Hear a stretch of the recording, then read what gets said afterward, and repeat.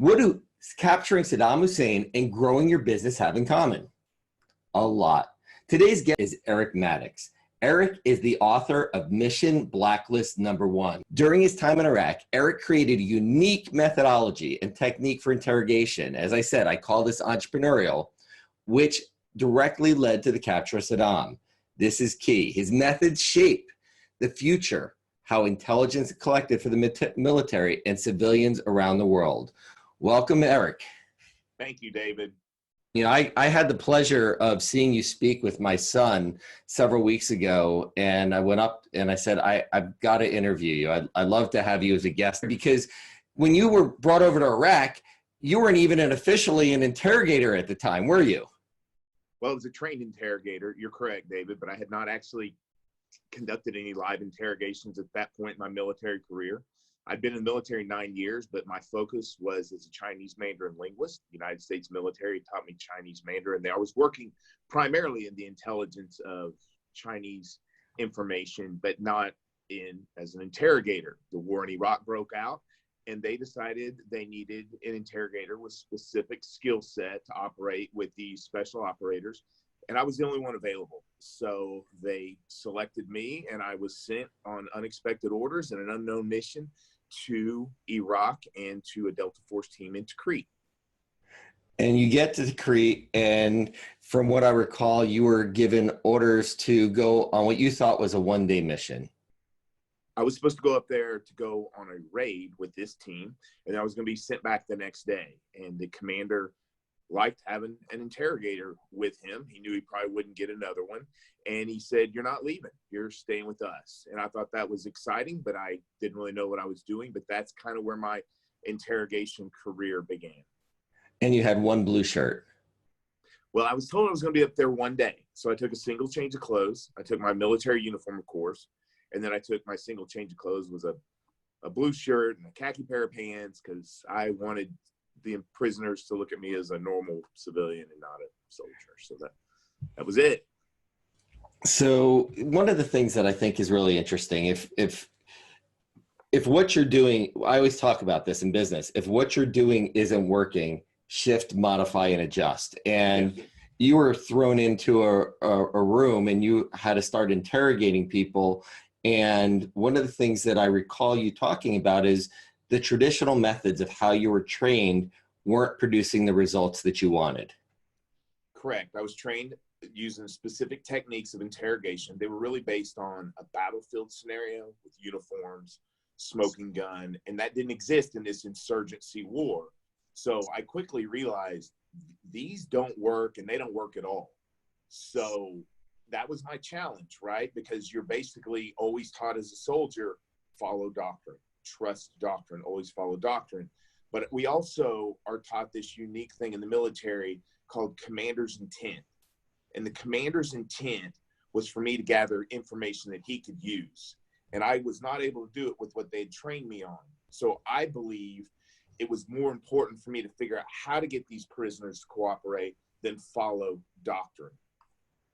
So what were your results? Well, what I started to do was figure out, how do I get inside the minds of these prisoners, and why don't the techniques work?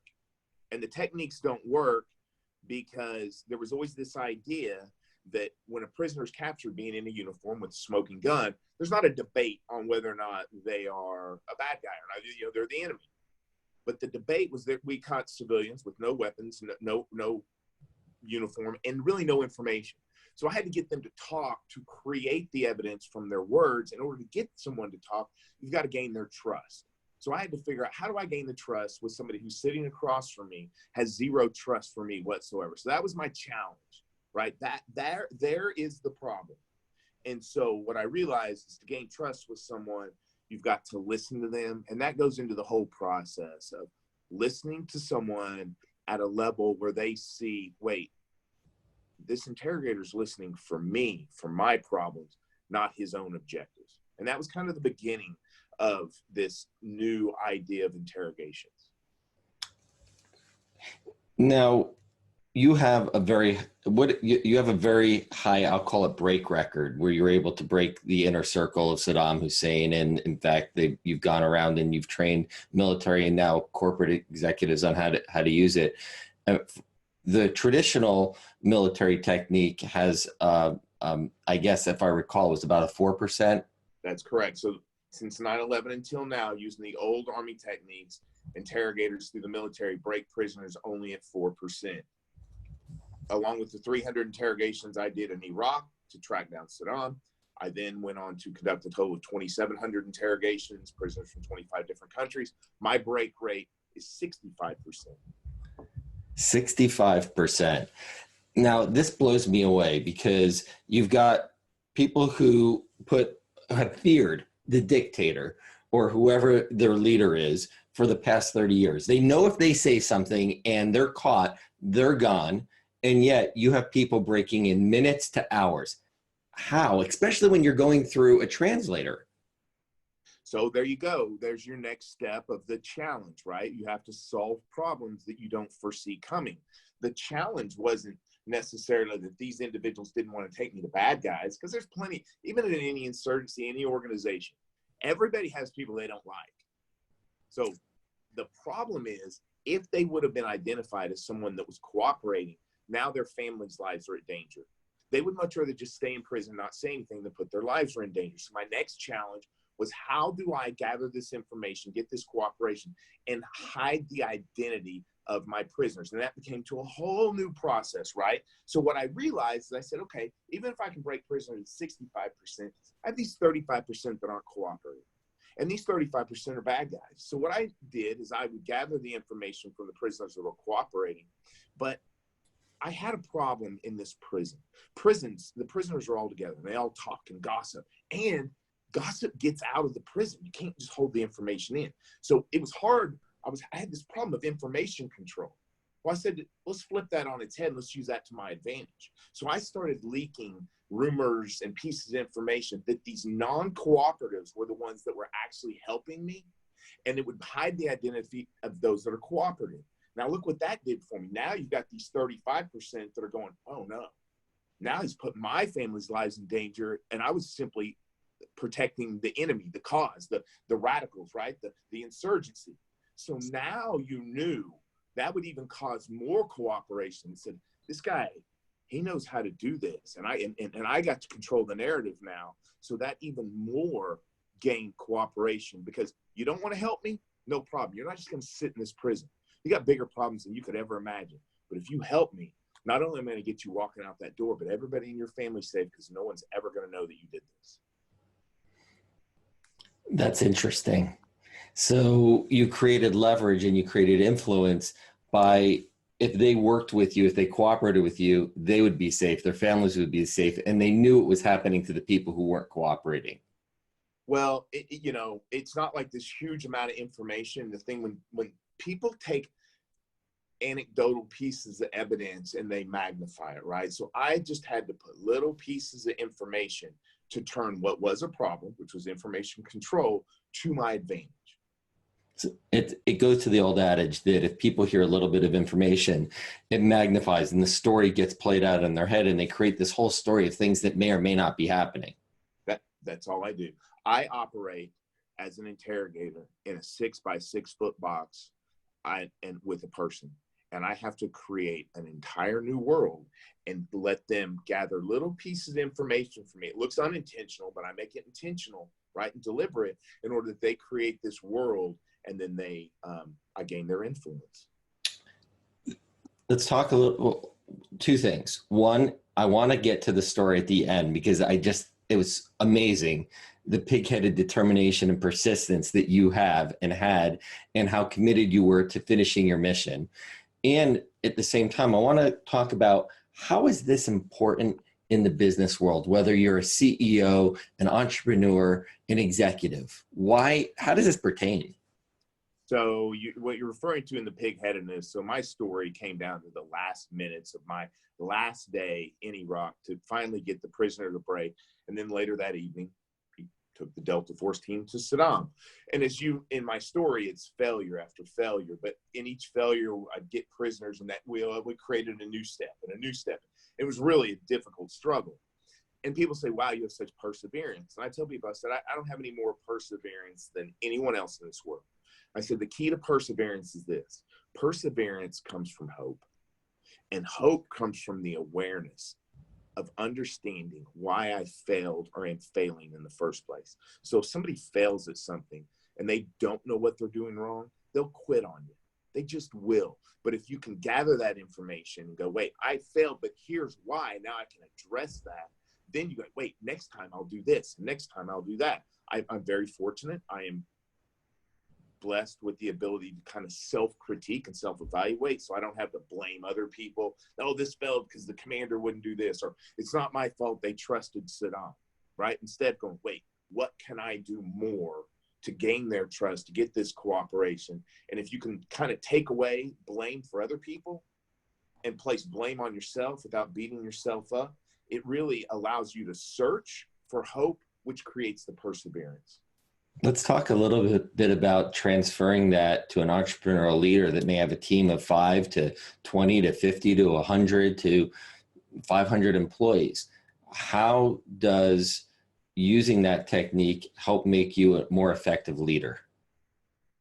So if you're leading, we're going to lead, and leading in a clear space is so easy. It makes us all look great. But leading in struggle, dark places, that's where we have to shine. And I mean, literally shine. You have to be the beacon of hope.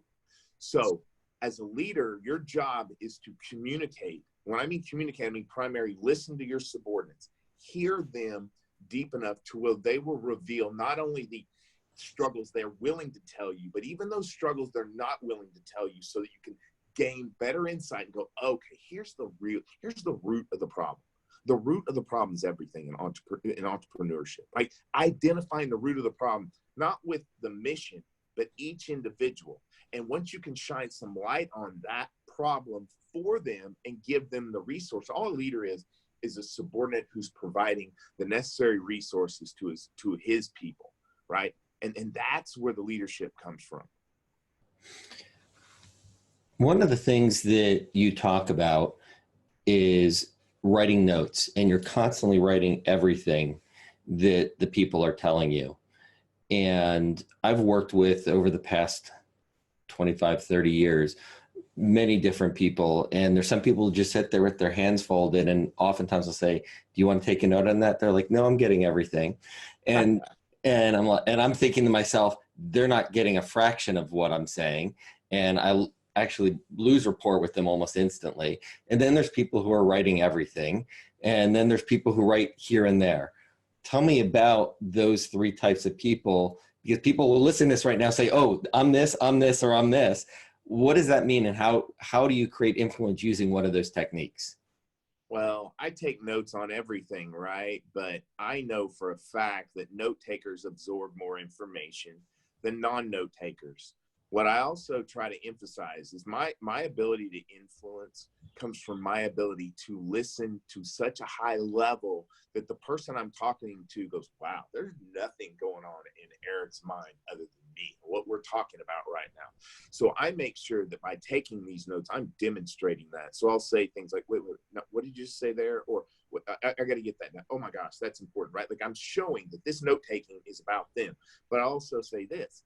Note taking and listening is difficult. It's a learned skill. Now it can be learned, but if you're not a note taker and people say you got to take notes, once you start taking notes, your listening is going to go next to nothing, because it's two different active thinking skills, right? So you have to practice it to get better at it. But at the end of the day, you cannot tell me that you can absorb more information just by listening than you can by being a trained note taker. And one of the things when you're looking at in the interrogation side, and I'm going back to memory, what I heard you say is you're not highlighting things that they can focus in on. Oh, I said something I shouldn't have said. When you're writing notes all the time, you're also, there's not making awareness of something else. So someone's more willing to just keep sharing with you. So that's exactly right, David. Here's the deal. So when you're talking with somebody in an intense situation, I'm not talking about just interrogations, whether it's negotiation or deciding on how to partnership with someone, they're really observing. They are trying to figure out what's going on in your mind. So if I'm talking or the person's talking to me and they say something that I find critically important and I jot it down, they're going to go, uh-oh. It's going to scare them, right? So by just writing the whole time, you're not showing any awareness to tip your hand when they do say something important. This is just the stamp. This is what they call the baseline. His baseline is doing this, so no big deal. One of the other things you talk about and why it's so challenging for most people and is we're listening at 5 times. We can absorb the information 5 times as fast as what people are saying. So our mind starts wandering naturally. So it really takes time and attention to be able to focus in on what the other person is saying. How does that play in, and how can someone become a more effective leader, influencer, listener? So when we communicate, funny thing that when we speak, the person listening, anybody listening can typically listen on average 5 times faster than the person can talk. So if you imagine 2 people kind of a conversation is 2 people walking down the road or driving down the road, right? Well, one person is going really slow. That's the talker. And the listener's going so fast and they have all this excess capacity and they get bored to death, right? They just get bored. And so with this excess capacity, they go, I can think about what I'm going to do later tonight. I can think about what products and services. I can think about how to tee up my agenda and my objectives when this person does finally stop talking. But what it doesn't do is allow you to actually listen to what they're saying. Now, if you can remove those distractions, right, then although you're going twice as fast, you sort of tether yourself around that person and they feel this closeness towards you, right? They're going, wow, he's orbiting, but he's orbiting around me. And then what I tell people is the key to the listening that I do is you've got to get inside their mind and their perspective. And that's called empathy, right? Put yourself in their shoes. When you seek to gain that empathy while you're listening, you're no longer even tethering. You literally you're getting inside the soul of the person that you're talking to. And that connection there, even though you're listening 5 times faster, they go, wow, he's using all that capacity of energy to actually seek to understand where I'm coming from. And that's the closest connection you can have in verbal communication. Well, let's talk a little bit further about this as far as leadership, because most of the people who are watching this right now or listening are a leader of some sort. Sure. Talk about leadership without authority. Well, we can call leadership with authority and leadership without authority. I would say to a greater degree, most of us don't have as much authority as that we think we do, right? When I talk to leaders, I hear them say, the hardest thing for me to do is retain talent. People are leaving all the time to get good people. And if they're good, they leave. If they're not good, well, they stick around and they're kind of leeching on to our success as a company. They're not contributing. So when I tell people, it's like, pretend that you don't have any command or control over this individual. It must be created on their terms. They have to choose to want to stay. Now, how do we do that? People say, oh, well, you pay them more. You get more benefits. You bring beanbags into the office and make it a cool place. I'm like, nope, it's not that. You have to make them feel as though they're part of the mission. They're not contributing to the mission. They're not working for you on the mission, but their ideas and their decisions and their thoughts are actually being heard and used in the mission. And that requires this level of listening. I'm going to tell you, to imagine that prisoners think that they're part of my mission, people would think that's crazy. My prisoners will tell me, whoa, what are we done yet? No, I've got more to tell you. Wait, Eric, we have to go. You know, the individual who took us to Saddam Hussein, he looked at me and he said, come on, Eric, we got to go right now. We have to leave right now. It's not, well, if you're going to make me do this, okay, I guess I'll do it, or you're going to kill me or something like that. It is, whoa, what are we waiting on? We have to go right now. I'm going to take you. And when the Delta Force team took that prisoner to the farmhouse, they couldn't find Saddam. And my commander, his name was Bam Bam, goes to the prisoner, pulls him out of the truck, takes off his hood, and the prisoner said, come here, let me show you. He's right here in a spider hole that no one would have ever found. Now, you want to talk about leadership, you have to make them leaders of the mission. That's all leadership is. It's empowering subordinates to be leaders. You bring up a really good point. And I was just having a conversation with one of my teammates, and I say teammates because they work for me and they run portions of my business. So they're my teammates. And we were talking about leadership, and I said, leadership is earned. How can someone gain? So someone gets hired into a company, someone joins, and they have all this outside experience of successes. And yet when they come in, they're just a new member of the team. What kind of advice would you give someone who's a new member of the team and how they can increase their influence and leadership within the organization? Well, I mean, for a new member of the team, if I take it from that perspective, you know, they're going to have to absorb. They're going to have to kind of sit into a secondary position. So if you're the new member of the team, I would say just look for where there's a struggling opportunity. Look for that place where you see, hey, this is the way they've always done it, but the times have changed. I think I can give them a better way. But I always tell new members of the team, I say, listen, your initial job, all your job is to make your boss's life easier. That's all you're looking to do. Now, let's look at it as a leader.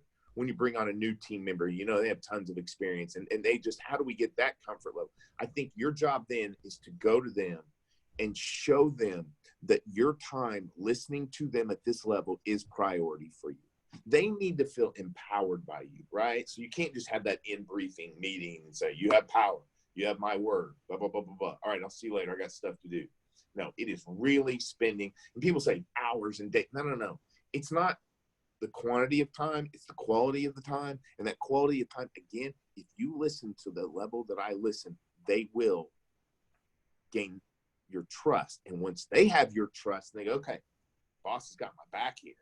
Now I can go and put in my talents and take these risks of looking stupid or wrong in front of this new team, and it's okay. But you can't just say it, right? Now, hopefully you have a culture that exists so they know, okay, that culture exists. So that's a little bit of branding with your company. It says, okay, that exists. But the true measure of that is when you demonstrate that by listening to them. How about someone who may have been with an organization for a while and they don't feel that people appreciate what they're doing? How can they use these skills in order to build a better rapport with their team members and the leadership in a company? Well, if they're not feeling appreciated, they're not being listened to. And I don't want to just beat that word into the ground, but you could probably do a little bit of research, probably 10 minutes of kind of figuring out what's their chain of command, who's on their team, what's going on. And there are going to be some personality dynamics that are true, that are real, that are making them feel kind of isolated from the team. Okay. And so what is elicitation training? So elicitation training is simply getting someone to give you information that they initially or otherwise would not want to give you in a conversation, right? So if you talk to someone, say a job interview, right? Perfect example. You're interviewing someone for a job and they hand you the resume and you're asking questions and they're giving you what may be true, but it's just the half truth of what they've done in their past. Like elicitation is not gathering information. It's gathering information that they would otherwise not want to share in these circumstances, right? And that comes from, what people don't understand is people don't go into a meeting and say, no matter what, I'm not going to say this. They go into the meeting and go, right now, going to this meeting, I only feel comfortable saying this much. But they'll give you little pieces, little breadcrumbs and say, did he pick it up? Oh, he did. Okay, I'll give you a little bit more. Did you pick it up? And I'll tell you, if you pick up the first 5 pieces of breadcrumbs, they're wide open. Because people actually really are much more comfortable when they go, oh, anyway, let's throw that resume away. It's not even right anyway. Here, let me tell you, right? And it doesn't mean they're going to unveil a ton of terrible things, but they're willing to talk about their strengths and their weaknesses, right? Negotiations are the same thing. Negotiations, elicitation. My success as a negotiator for someone, when I represent someone, isn't because I use my leverage in a forceful, fearful way. It's I just get them, I give breadcrumbs, and they go, okay, you know what? Eric's not here to just dominate the pie. Eric's actually here to try to figure out, how do we split this pie equally based on the amount of value that we're bringing? And how does Eric know how to maneuver the pieces of the pie to where it benefits us all best? Interesting. So what I'd like you to do, if you could, because it's so interesting, can you tell the story of your last, are you willing to tell the story of your last 24 hours and how that came to be? Sure. So the last 24 hours, I'd spent the bulk of my deployment into Crete, Iraq with that Delta Force team, but the time was running out. We did one last raid at a pond where we hoping to find this bodyguard who I thought could take us to Saddam. We ended up catching just 2 fishermen that were fishing at this pond, and we thought it was over. Nobody. So they left. I left to Crete. I go to Baghdad. They're planning on preparing my flight home, right? I'm leaving. Tour's up. Tour's done. Didn't find anybody significant. Well, but I had 24 hours, so I interrogated these fishermen, right? And I kind of worked my thing, turned them against each other. One of the fishermen says, I actually worked for that bodyguard. And a couple of days ago, the bodyguard came to me and said that he wanted, the fisherman said he wanted my address to my aunt and uncle's house in Baghdad. He said, I think he went to that house. I'll take you. We get the location. Well, I have to call a new team now, the Baghdad team, and say, will you go on this raid? They're like, yeah, whatever. We'll put it on the list. So I thought they won't do it. My time's coming. The last day, I'm leaving at 8 in the morning. The commander of that Baghdad team said, Eric, we had a slow night. We went on your raid. We didn't find anything. But we'll bring you back the prisoners if you want. So, 2 in the morning, I get the prisoners. I bring the first one in that I thought owned the home. And I told myself, just listen to him. Started talking to him, and I realized this guy's not from Baghdad. This guy's from Tikrit, right? Started continuing. He finally breaks, and he said, I know the bodyguard. I work for him. And I'm like, awesome.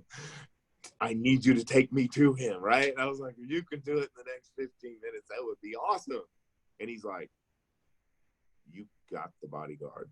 He was sleeping next to me when they captured me at that house. And I'm like, oh my gosh. Because I didn't know what the bodyguard looked like. I mean, I knew what he looked like, but when they said they didn't have him, I didn't look at the prisoners, and they didn't have a picture. No one had a picture of this bodyguard. So I went to the other prisoners, started lifting up hoods. I'm like, I knew what he was supposed to look like. And that was him. So I brought him in. Now I've got less than 2 hours to get the one guy. We knew one guy knew where Saddam was, and I began that interrogation. And I told myself, I don't know how to break him, but he'll tell me how. He said a few comments, and he gave me the leads. And he didn't mean to, but I knew. I listened to him, and I said, okay, from that, what about this? What about this? What about this? And he can't do it. Like, he knows he wants to do it. He's kind of weeping. And he said, I can't do it. I got to think. And I said, there's no time. I need it now. Well, they came to get me at 7:45. Like, my flight's leaving the country. And I told him, I said, listen, I'm gone. I'm the one guy. He knew me because of the blue shirt, right? The blue shirt that I wore. And I said, me in the blue shirt, the guy that can do this. I am leaving. This is your shot. And I put him in his prison. I said, if you put him in the cell, I said, when you change your mind, I said, go crazy in here. Go make noise. I said, they're never going to come talk to you. When you're going to take us to Saddam, I will be gone. I put him in there, and I left, and they got me on the truck, and I'm going to the airplane. Like, I am leaving the country. And the senior interrogator is like, hey, the guards are really worried because they think your prisoner's gone crazy. He's screaming and yelling and beating the heck out of his walls of his door, of his cell. And I knew he broke. So I jumped out, I ran and grabbed the bodyguard. I set him down, took off his hood, and I said, where is he? And that's when he said, we got to go. We have to go right now. And I said, where are we going? He said, we're going to Tikrit. And everybody in the CIA and the whole government said, Saddam's not Tikrit. He said, he is, but we got to go. So I took him to the other interrogators and said, hey, we got to go. And they're like, Saddam Hussein's not Tikrit. Get out of here, Eric. And I'm like, please call Bam Bam and tell him that this bodyguard, Muhammad Ibrahim was his name, is dying to take Bam Bam to Saddam. And they're like, they'll get on the plane. And I gave him the information, the map, and I left. I left the country. And they take you to this high top secret task force headquarters in Doha the next morning. And I'm there, and they pull me in. They're like, we got it. Your guy did it. We got him last night. And when I left, they called Bam Bam. Bam Bam comes get the prisoner. And they went up to Crete, planned, executed the raid, and they could not find Saddam. They looked for an hour, and Bam Bam finally got the bodyguard and said, where is he? And the bodyguard grabbed him by the hand, took him around the backside of the house, and starts kicking up the sand where the spider hole was. That's unbelievably amazing. That your persistence, that's where I started up in the beginning. You know, you look at it as doing your job. It's unusual. It's literally, you were so focused on your mission. As you were leaving, you literally could have just got on the plane and said, well, sorry guys. You said, hey, hold the plane. And you went back and you found the information you needed. So that's the entrepreneurial spirit, you know, because you are an entrepreneur. Now you're an entrepreneur, you're a trainer, you're a coach, you're a mentor, you're a leader, you're a speaker. And it is everything that you did. If what isn't working, shift, modify, and adjust, focusing on the mission, and there's multiple paths to get there. As long as you know where you're going, you'll get there. When things don't work, wipe it over your shoulders. I just love your story. And for an entrepreneur, everything you're talking about is so effective. Becoming a better leader, becoming a better listener. If someone listening right now wants to get some more information about you, where would they go? Just go to my website, ericmaddox.com. You can reach out to me at info@ericmaddox.com. I've got some white papers on those listening distractions. I've got another kind of 30-day challenge for listening. If you want to increase your listening, because on average, people only listen to 25% of what they hear. Use this, you can get up to 75% in a month. I put out videos. I'm actually working to just get raw live conversations and demonstrate what empathy-based listening is and kind of the miracle of elicitation that it gathers. So we're going to be putting those together and having those online. So, you know, I really do think this is the secret sauce, right? This is the secret sauce to relationship, but more importantly, it's the secret sauce to business leadership. I mean, if you have this thing, you tell me how you're going to fail as a leader. Just tell me. It's impossible.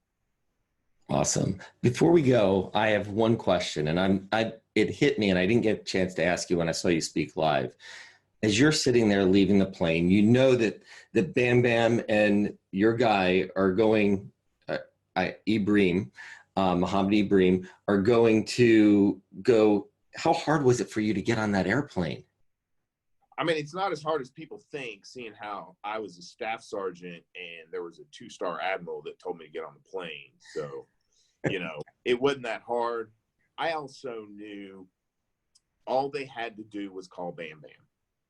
If they called Bam Bam, it would get done, right? And that's sort of relying on your teammates to do the job that they say they're going to do. Now, that trust took several months of just Bam Bam showing me time after time that he's willing to allow me to fail and screw things up and yet still keep his team, his guys going back out on those missions. So, you know, knowing what kind of leader he was for me, because he was my boss, it wasn't as hard as people think. Eric, thank you for sharing. You're right. It is leadership. It's all about growing a business. It's having the trust in your leaders and you earning the trust from those that work with you and buying into the vision. And that way, you know that everyone is pulling their weight. So thank you for sharing your information, ericmaddox.com. Eric, thank you for sharing with us. Thank you for your service and everything you did for our country and everything you're doing for entrepreneurs today. Thank you, David.